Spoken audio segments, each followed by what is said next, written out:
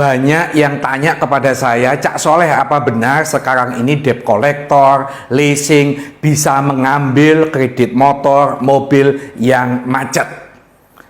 Ingin saya jelaskan dalam video ini, saya sudah membaca bahwa pemberitaan-pemberitaan itu tidak benar. Kalau saya boleh mengatakan, pemberitaan itu hoax, sepihak dari orang-orang yang membawa kepentingan leasing. Naasnya, wartawan tidak mencoba mengkonfirmasi apakah putusan MK ini sudah benar. Ini adalah gugatan dari orang yang bernama Josiah Michael Jami. Dia ini pegawai di lembaga pembiayaan. Dia menggugat undang-undang fidusia, khususnya pasal 15 ayat 2 juga penjelasannya, di mana sebelumnya ada putusan Mahkamah Konstitusi yang mewajibkan atau mengharuskan kepada lembaga pembiayaan atau leasing kalau mau mengeksekusi harus mengajukan ke pengadilan. Sama kalau kita mau melakukan sita, itu harus mengajukan permohonan ke pengadilan. Memang dalam undang-undang fidusia tidak, tapi karena dulu sudah dibatalkan, ada tafsir dari Mahkamah Konstitusi, tidak serta-merta bisa ngambil motor di jalanan, bisa ngambil mobil yang macet, kreditnya macet di jalanan, itu sudah tidak bisa lagi. Nah, si Michael Joshua ini tidak terima, dia menggugat. Nyatanya dalam putusan perkara nomor 2 tahun 2021 di MK ini, gugatan Michael Joshua ini ditolak atau tidak diterima. Artinya menguatkan putusan MK sebelumnya. Ini mau saya bacakan supaya clear, supaya teman-teman jelas semua, supaya kalau suatu saat kredit mobilmu macet, kredit motormu macet, mau disita di jalanan, mau diambil di rumah, atau kamu diajak ke kantor, tiba-tiba kuncimu diminta, kamu disuruh pulang, motormu disuruh ninggal, jangan mau. Saya bacakan putusannya supaya ini clear, supaya jelas semua.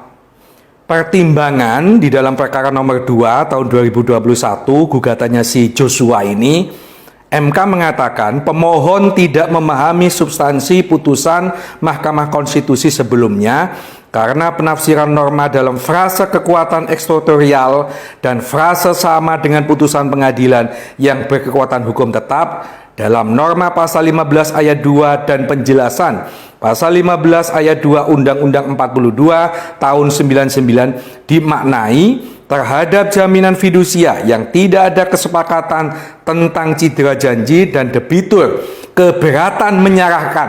Ini ya. Dan debitur keberatan menyerahkan secara sukarela objek yang menjadi jaminan fidusia, maka segala mekanisme dan prosedur hukum dalam pelaksanaan eksekusi sertifikat jaminan fidusia harus dilakukan dan berlaku sama dengan pelaksanaan eksekusi putusan pengadilan yang berkekuatan hukum tetap.